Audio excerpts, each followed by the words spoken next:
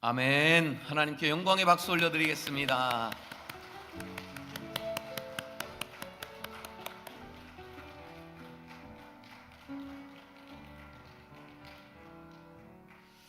하나님 아버지, 카리스 찬양단과 또 할렐루야 찬양대의 이 찬양의 섬김으로 주께서 기뻐하시며 받으시는 줄 믿고 감사합니다.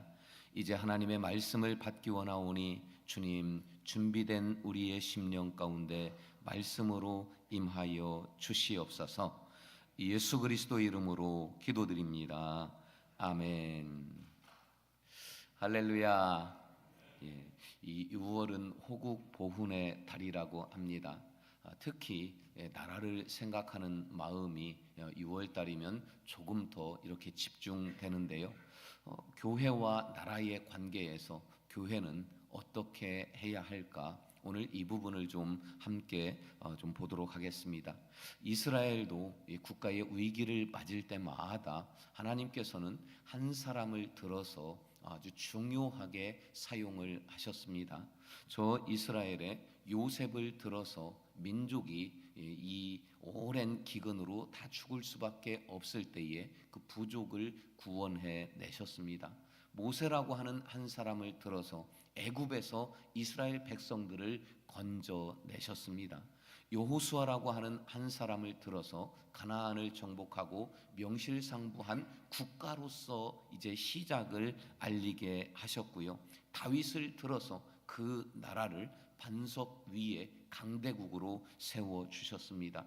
그리고 나라는 또 흥망성쇠를 이렇게 반복해 오는 중에 히스기야라고 하는 이 한 사람을 통해서 다시 쇠하여져 가고 멸망으로 가고 있는 이스라엘을 하나님은 일으켜 세워 주셨습니다. 히스기야는 이 가망 없는 망해 가고 있는 이스라엘을 어떻게 다시 반석 위에 올려 놓았을까요? 그렇다면 우리나라는 지금 과연 안전합니까? 많은 사람들이 너나 할 것 없이 나라의 국가적인 위기다라고 말하고 있는데, 이때에 교회는 무엇을 어떻게 해야 하는 것일까요? 저희 히스기야의 모습을 통해서 말씀 속에서 교회가 지금 해야 할 일에 해답을 함께 찾고자 합니다.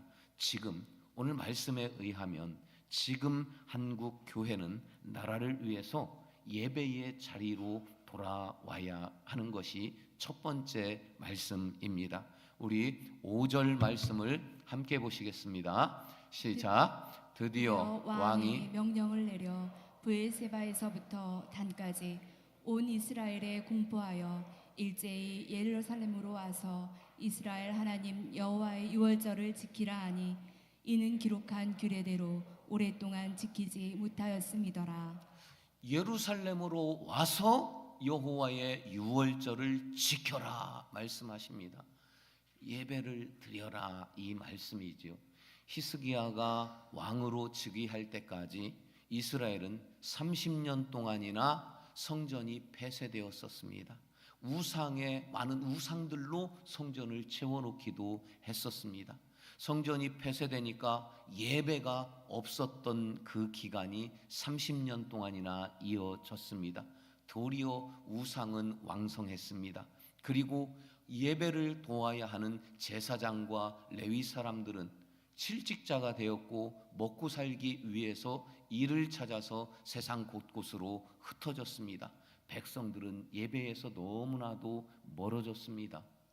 여러분, 우리 코로나19로 인해서 3년 동안 예배를 제대로 드리지 못했을 때를 생각해 보세요. 예배가 없으면 그 나라가, 그 교회가 어떻게 되겠습니까? 백성들의 영혼은 메마르고 피폐해져 갔습니다. 이스라엘은 30년 동안이나 그랬다는 거예요. 우리나라들 살펴볼까요? 여러분, 우리나라 교회가 왕성할 때 천막만 쳐놔도 성도들이 구름대처럼 모여들던 그 시절, 교회가 많아지고 예배가 뜨거웠을 때 무슨 일이 일어났습니까? 우리나라가 세계의 유래를 찾아볼 수 없을 정도로 강성해졌고 큰 발전을 이루었습니다. 그런데 어느새부턴가 교회가 쇠하기 시작합니다. 예배를 멀리하기 시작합니다. 모이지 않기 시작합니다. 하나님은 예배를 얼마나 기뻐하시고 사랑하시는지 아십니까? 역대하 7장 15, 16절을 보니까요, 이제 이곳에서 하는 기도에 눈을 들고 귀를 기울이리니 이는 내가 이미 이 성전을 택하고 거룩하게 하여 내 이름을 여기에 영원히 있게 하였음이라. 내 눈과 내 마음이 항상 여기에 있으리라. 예배하는 그곳이 너무나도 좋으셔서 하나님은 예배하는 이 성전을 떠나지 않겠다고, 나는 예배가 좋아서 예배하는 너희를 이곳에서 계속 보기를 원한다, 영원히 예배하는 이곳에 내가 있겠다고 말씀하실 정도로 예배를 하나님이 기뻐하시는데, 교회가 쇠하여 가고 이스라엘의 예배가 30년 동안이나 멈추어지고 한국이 예배가 점점 축소되어지고 모이지 않고 교회가 쇠해집니다. 나라는 예배와 함께 흥하는 거예요. 예배가 없어지고 예배가 약해지니 지금 우리나라가 위기라는 겁니다. 이것을 영적으로 분별하는 사람이 히스기야 한 사람뿐이었어요. 우리는 어떻습니까? 나가자, 교회가 외쳐야 한다, 야당이다 여당이다 이쪽이다 누구다. 진짜 중요한 것은 예배를 회복하는 겁니다. 그래서 히스기야 왕은 이것을 알기 때문에 예루살렘으로 모이자, 예배하자, 이것을 왕이 되면서 가장 먼저 했던 것입니다. 여러분, 예배할 때에 여러분의 모습이 지금 하나님의 눈에는 가장 빛나고 아름다운 것입니다. 예배할 때 교회는 가장 교회다운 것입니다. 예배가 왕성해지면 나라는 다시 흥하게 되어 있습니다. 예배하는 여러분, 예배하는 교회, 그 예배로 인하여 다시 힘을 얻고 흥하는 이 나라 대한민국 되기를 주의 이름으로 축원합니다. 두 번째로, 이때의 교회는 나라를 위해서 말씀의 능력을 의지해야 합니다. 7절 말씀을 우리 함께 읽으십니다. 너희 조상들과 너희 형제같이 하지 말라.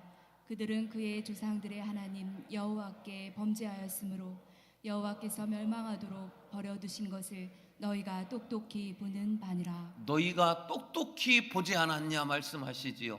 이 시기가 언제인 줄 아십니까? 북이스라엘이 아수르에 의해서 멸망한 지 10년도 채 되지 않은 시기입니다. 너희가 똑똑히 보았다 하는 말씀은 두 가지를 백성들이 보았다는 거예요.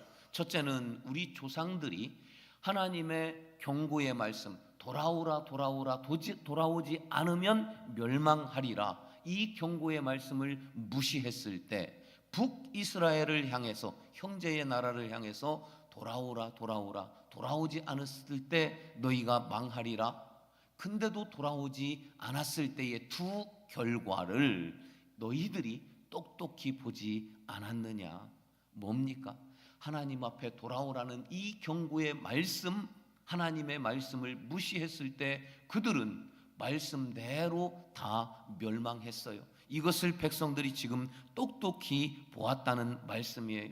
하나님의 말씀은 결단코 이루어지지 않는 경우가 없습니다. 또 두 곳만 살펴보면 민수기 11장 23절은 여호와께서 모세에게 이르시되 여호와의 손이 짧으냐?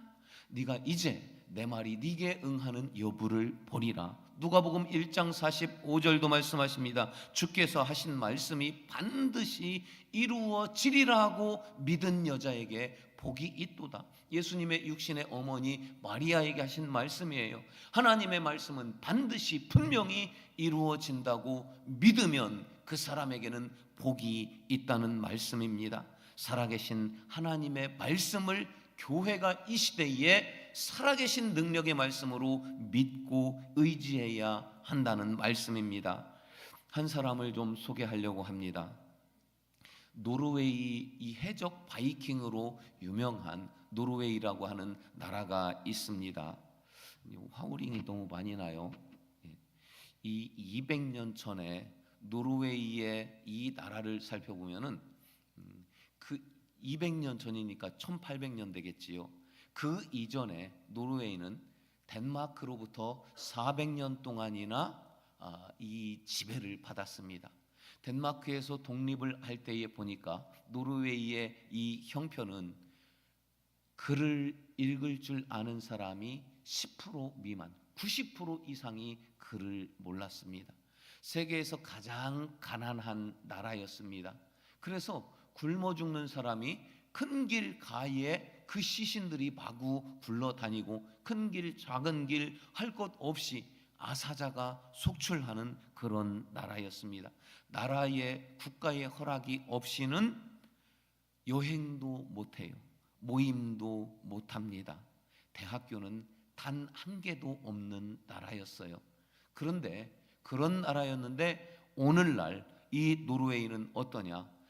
1인당 국민소득이 세계에서 4위에 해당이 됩니다. 우리나라의 3배 가까이 됩니다. 그리고 이 나라는 가스와 석유와 이 바다로의 삼면이 바다로 되어 있으니까 이 해양 관련한 이 수산업과 해운업이 굉장히 발달이 되어 있는데 이게 경제의 중심이에요. 그런데 경제 위기가 세계적으로 닥칠 때에 가장 영향을 받지 않는 나라 1위가 노르웨이입니다. 그만큼 자국의 경제가 안정이 되어 있는 나라라는 거예요. 면적은 우리나라의 3배입니다. 인구는 560만 명밖에 되지 않습니다. 종교의 자유가 있지만 국교가 기독교로 정해져 있습니다. 65%에서 70% 정도가 예수 믿는 나라입니다. 그럼 세계에서 지구에서 200년 전만 해도 가장 못 살던 나라가 오늘날 세계에서 가장 잘 사는 나라로 발전할 수 있었던 그 원인을 이 노르웨이 사람들은 노르웨이의 아버지로 부르는 사람이 있는데 닐슨 하우게라고 하는 사람입니다. 200년 전에 이 닐슨 하우게, 글도 모르는 사람이 20살 청년 때에 어느 날 큰 성경을 선물로 받습니다. 큰 선물이라는 얘기예요. 성경을 선물로 받으면서 그때 성경을 전해준 분이 이 하우게에게 하는 말이 이 성경은 하나님의 말씀인데 하나님의 말씀 속에 인생의 모든 문제에 대한 해답이 이 속에 있다. 이렇게 말하면서 성경을 줍니다. 내 인생의 해답을 찾고자 성경을 보고 싶은데 글을 모르는 거예요. 그래서 성경을 읽기 위해서 글을 배우기 시작합니다. 글을 배워서 성경을 읽는데 성령의 은혜가 임하는 거예요. 너무 은혜롭습니다. 말씀이 깨달아집니다. 그리고 내가 그렇게 궁금해하던 내 인생의 해답이 이 말씀 속에 다 있는 거예요. 너무 깜짝 놀라고 너무 기쁜 거예요. 계속 성경을 보고 또 보고 또 봅니다. 인생의 해답뿐만 아니라 사회의 해답, 이 나라의 해답이 성경에 있다는 것, 말씀에 있다는 것을 이 하우게가 깨닫게 됩니다. 가만히 있을 수가 없어서 그는 여행을 떠납니다. 복음을 들고 여행을 떠나요. 나라의 허락도 없이 가는데 그가 가는 곳마다 복음을 전합니다. 인생의 해답이 말씀 속에 있다고 전합니다. 그리고 성경을 보급합니다. 그런데 이 무식하던 한 사람에게 성령이 임하고 말씀을 깨달으니까요, 그에게 능력이 임해요. 그리고 성령의 역사가 임해서 이 하우게가 전하는 복음을 많은 사람들이 받아들이기 시작합니다. 90%가 성경을 읽을 수가 없어요. 그리고 이 능력이 생기자 무식하던 하우게가 정말 유식하고 지혜로운 사람이 됩니다. 성경에서 배우고 깨달은 것을 이 나라 사람들에게 전하고 싶어서 책을 쓰기 시작하는데요. 얼마나 책을 쓰는지 그의 평생에 33권의 책을 씁니다. 사람들이 복음을 받아들입니다. 그리고 하우게처럼 정직하게 살아가기로 하고 말씀으로 무장을 합니다. 그리고 성경을 읽기 위해서 사람들이 글을 배우기 시작해요. 글을 배우는 이유가 2가지입니다. 첫째는 성경을 읽기 위해서, 둘째는 하우게의 책을 읽기 위해서입니다. 80만 명이 인구일 때 하우게의 책을 가진 사람이 20만 명, 전 인구의 25%가 하우게의 책을 읽었다는 얘기는 복음을 받아들인 사람들은 그보다 훨씬 더 많다는 이야기입니다. 말씀으로 무장한 사람들이 이제 사회에 퍼져나가기 시작하고 세상을 바꾸기 시작합니다. 그리고 성경을 글씨를 배우기 위해서 모이기 시작했는데 그 모임은 성경 공부 모임으로 발전합니다. 이 한 사람 때문에 1000개가 넘는 성경 공부 모임이 전국에 자발적으로 생깁니다. 세상이 바뀌기 시작해요. 순식간에 하우게를 시기하는 기득권 세력들이 하우게를 감옥에 10년 동안이나 가두는데 그 죄목이 뭐냐면 나라의 허락도 없이 설교하고 다녔다. 그래서 10년을 감옥에 가둡니다. 그러나 그 10년 동안 이 노르웨이는 더 하나님의 말씀을 사모하는 나라로 변화되고 그 정직한 사람들이 정치, 경제 그리고 법을 만들고 사회 전반부에 퍼지기 시작합니다. 그래서 이 노르웨이는 문맹을 탈피하게 되고 저 닐슨 하우게 한 사람으로 인해서 어마어마한 변화, 지구상에서 200년 전에 가장 가난해서 굶어 죽은 사람들이 길가에 나뒹굴던 그런 나라에서 오늘날은 세계에서 가장 잘 사는 나라로 바뀌게 됩니다.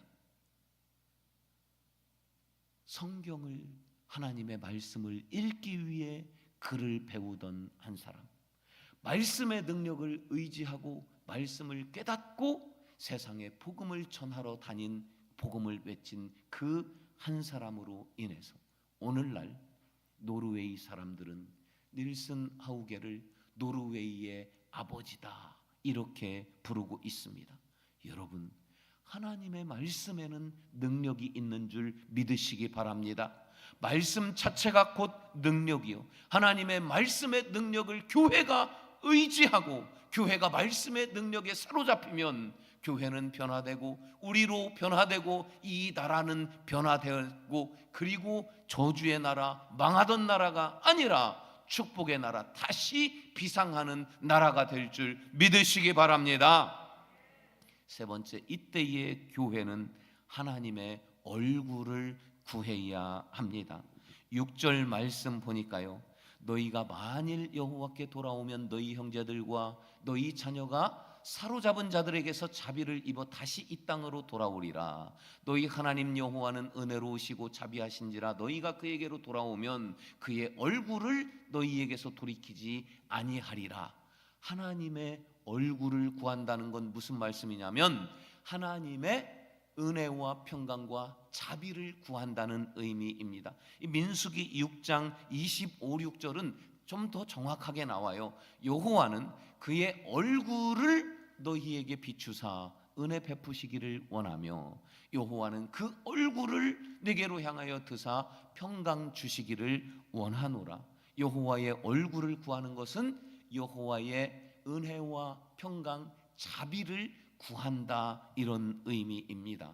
지금 우리나라의 교회는 나라를 위해서 무엇을 해야 합니까? 하나님의 얼굴을 구해야 합니다. 한 사람 더 제가 좀 소개하려고 합니다. 1991년에 12월 달에 소련이 해체가 됩니다.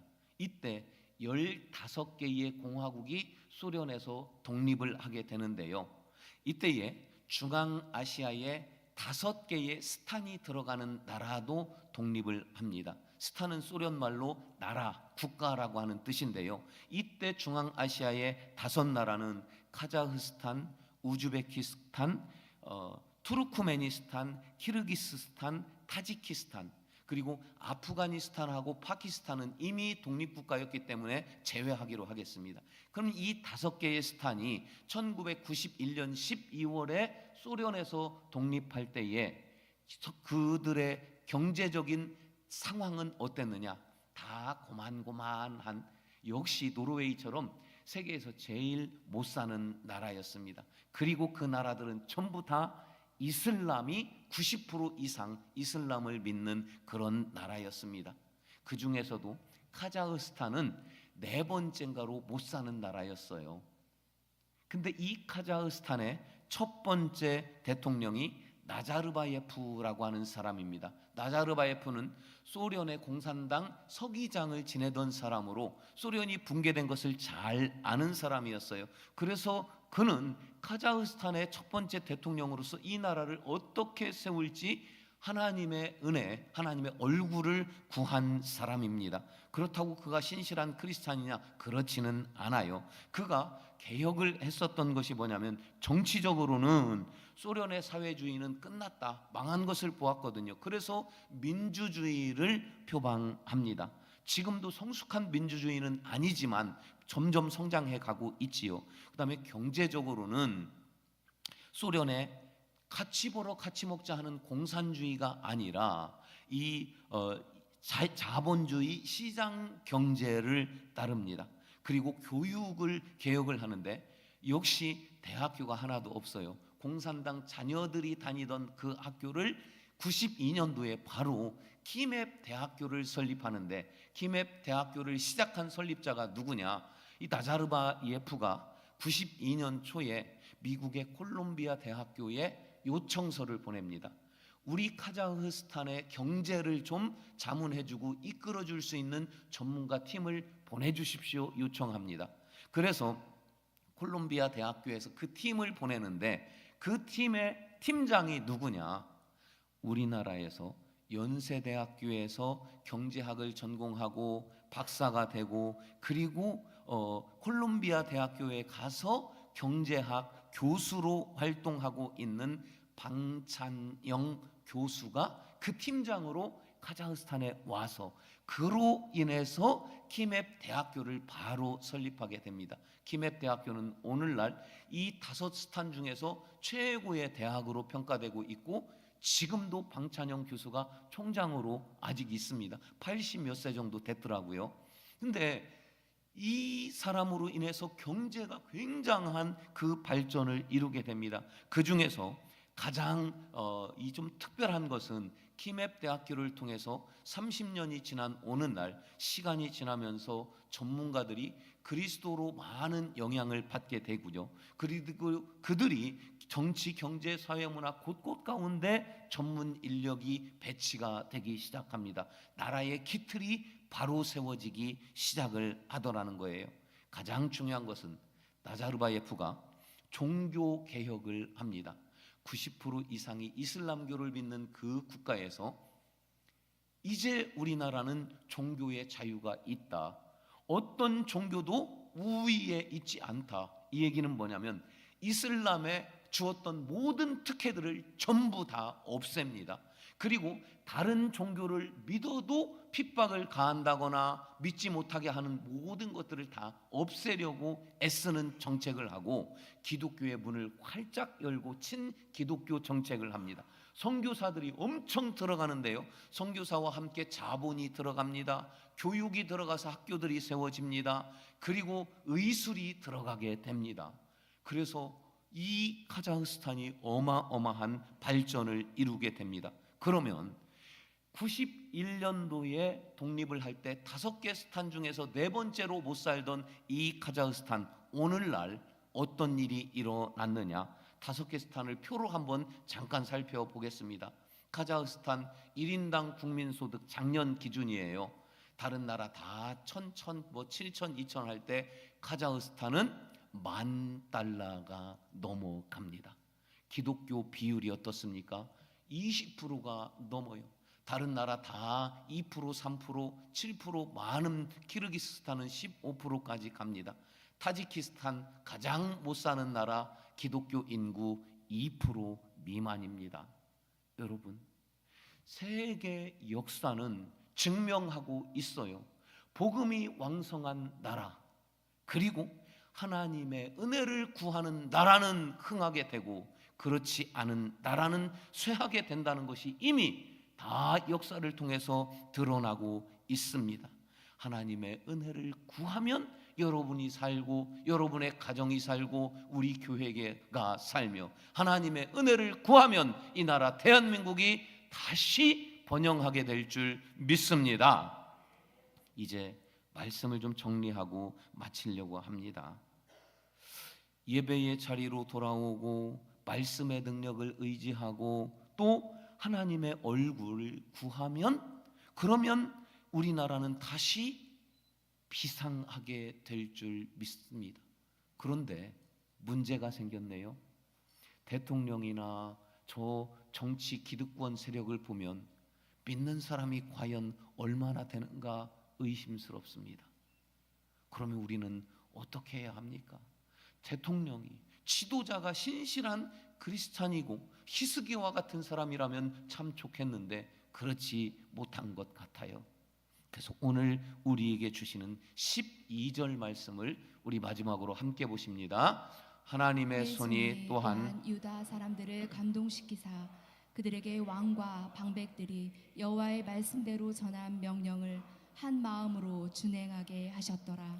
하나님의 손이 사람들을 감동시키시면 됩니다. 여러분, 저 바벨론의 느부갓네살 믿지 않는 하나님을 모르는 사람이었어요.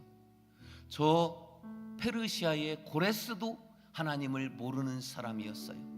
애굽의 바로 왕도 하나님을 모르는 사람이었어요. 그러나 하나님의 손이 하나님을 모르는 사람이라 할지라도 감동시키시니 그 나라들은 위대한 나라 대제국으로 날아올랐습니다.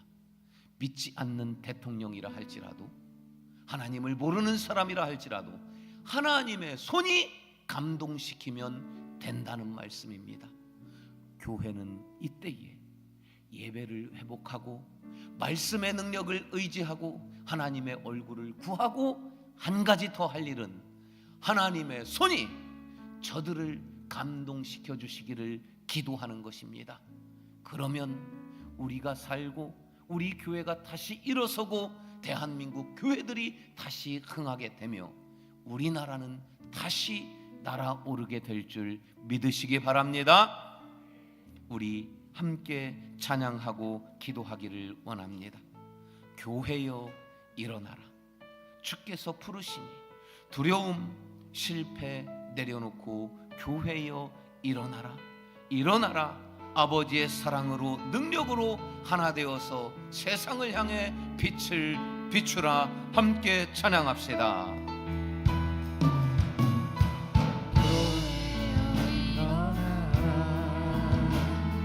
주께서 부르시니 두려움과 실패 내려놓고 교회여 일어나라. 교회여 일어나라. 교회여 일어나라. 주께서 보내시니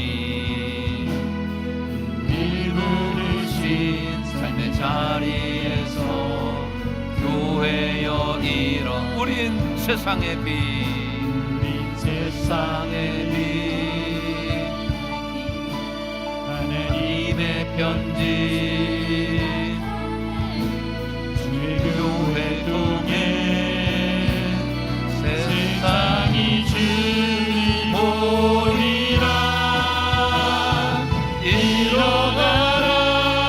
아버지 사랑으로 능력으로 서로 하나 되어 그 빛을 비추라. 노래하라. 노래하라. 아버지의 사랑을, 아버지의 크심을 이 삶의 노래로 주님을 나타내라.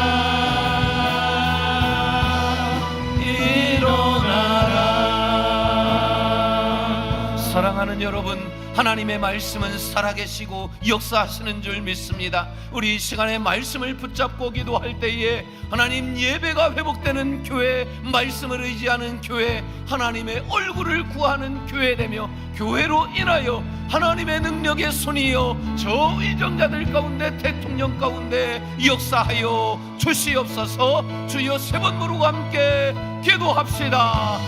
주여 주여 주여. 할렐루야. 할렐루야. 은혜로우신 아버지 하나님, 교회가 예배할 때입니다. 예배가 회복되어지게 하여 주시옵소서. 예배의 기쁨과 감사와 은혜가 아버지여 감격이 회복되어지게 하여 주시옵소서. 교회들이 이때에 일어나게 하시고 깨어나게 하여 주시옵소서. 말씀의 능력과 하나님의 얼굴을 구하는 교회 되게 하여 주시옵시고, 교회가 흥할 때에 나라가 흥하는 줄로 믿사오니 하나님의 능력의 손이요 대통령과 의정자들, 정치, 경제, 사회, 문화, 역사, 외교, 교육, 국방, 치안, 국국 가운데 리더들 가운데 하나님의 손이여 역사하여 주시옵소서. 아버지여 교회는 깨어나게 하시고 나라는 다시 비상하여 날아오르는 이 대한민국 되게 하여 주시옵소서. 함께 찬양합시다. 서로 하나 되어 그 빛을 두 손 높여 찬양합니다. 노래하라 아버지의 사랑을,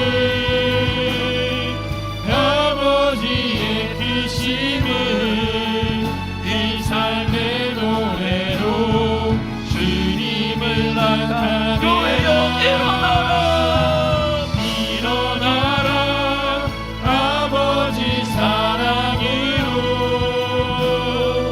아버지 능력으로 서로 하나 되어 그 빛을 교회여 비추라. 노래하라. 노래하라 아버지의 사랑을, 아버지의 크심을 이 삶의 노래로 주님을 나타내라. 일어나라.